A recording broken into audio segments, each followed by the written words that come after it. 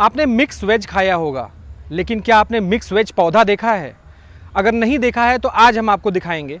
आज हम खड़े हैं भारतीय सब्जी अनुसंधान संस्थान के बाहर और यहाँ पर हम चर्चा करेंगे यहाँ के वैज्ञानिकों द्वारा जो इजाद किया गया तरीका है जिससे एक पौधे में कई तरीके की सब्जियाँ उगाई जा रही हैं। इसी दौरान हम बात करेंगे यहाँ पर प्रिंसिपल साइंटिस्ट अनंत बहादुर सिंह से और जानेंगे किस तकनीक के तहत जो है इसकी उपज की जा रही है और इस तकनीक को किसान अपने खेतों तक कैसे लेके जा सकते हैं। देखिए, ये ग्राफ्टिंग तकनीक से उगाई जा रही ग्राफ्टिंग तकनीक सब्जियों के लिए एक नई तकनीक है, विशेषकर अपने भारत देश में।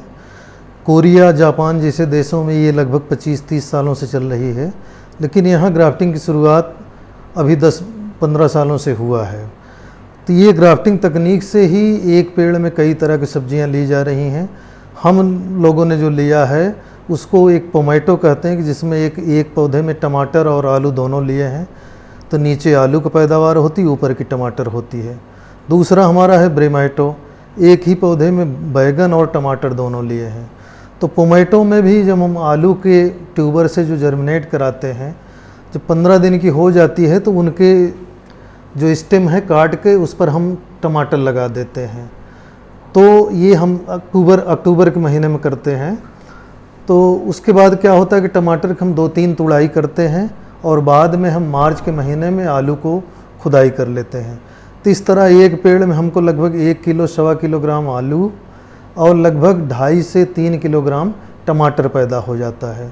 तो इसको हम पोमैटो बोलते हैं। तो अब ये उन लोगों के लिए ज़्यादा लाभकारी है जिनके पास ज़मीन कम है, शहर में जो लोग हैं जो खेती नहीं कर सकते हैं या जिनके पास किचन गार्डन नहीं है, तो वो गमले में ही या कम स्पेस में ही आलू और टमाटर दोनों का उत्पादन कर सकते हैं। तो ग्राफ्टिंग तकनीक से ये हमने पोमैटो बनाया। दूसरा ब्रेमैटो जो है, बैगन की हमने एक जंगली प्रजाति लिया। उसमें जब जो 2 शाखाएँ निकली तो दोनों शाखाएँ में किसी एक पर हमने टमाटर लगा दिया, किसी दूसरे पर हमने अपनी बैगन की हाइब्रिड वैरायटी लगा दिया। तो हमारा टमाटर और बैगन दोनों की जो है फलत साथ साथ हो रही है। इसको भी हम अक्टूबर के महीने में लगाते हैं और टमाटर लगभग 4-5 बार तुड़ाई करते हैं, उसी तरह बैगन की 3 बार तुड़ाई करते हैं। तो हम लोग देखे हैं कि जो हमारी हाइब्रिड बैगन है उससे लगभग कम से कम 3 किलोग्राम बैगन एक पौधे से और उसी तरह 2.5 किलोग्राम टमाटर जो है एक पौधे से निकल आता है। तो हम कम पानी, कम पोषक तत्व दे के कम जगह में अधिक उत्पादन ले रहे हैं। तो ये हमारी उत्पादकता जो है सब्जियों की बढ़ा रही है।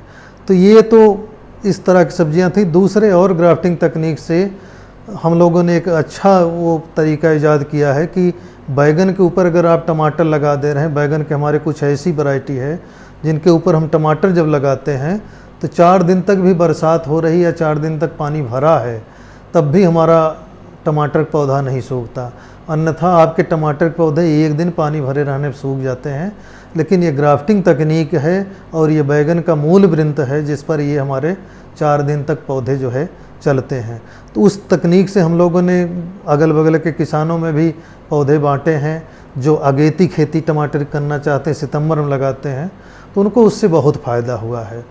अब पिछले 2 साल से हम लोग जो कद्दू वर्गीय सब्जियां हैं जिसमें करेला है, खीरा है, खरबूजा है, इनकी खेती जो करना चाहते हैं, तो जो जड़ जनित बीमारियां वगैरह लगने का डर रहता है, उनके लिए हम तरह तरह के मूल वृंत की खोज कर रहे हैं कि जिनसे जड़ जनित बीमारियां न लगें, जैसे बेल्ट डिजीज हुई। तो उस तरह में भी हम लोगों को काफ़ी सफलता मिल रही है और कई तरह के हमारे रूट स्टॉक ऐसे मिले हैं कद्दू वर्गीय सब्जियां में कि जिन पर हम जो है खीरा या करेला की खेती कर रहे हैं तो हमारी उपज जो है 50 से 100% तक बढ़ जा रही है। तो ये शोध कार्य अभी 2 साल तक हुआ है, आगे भी इन पर शोध कार्य चलेगा।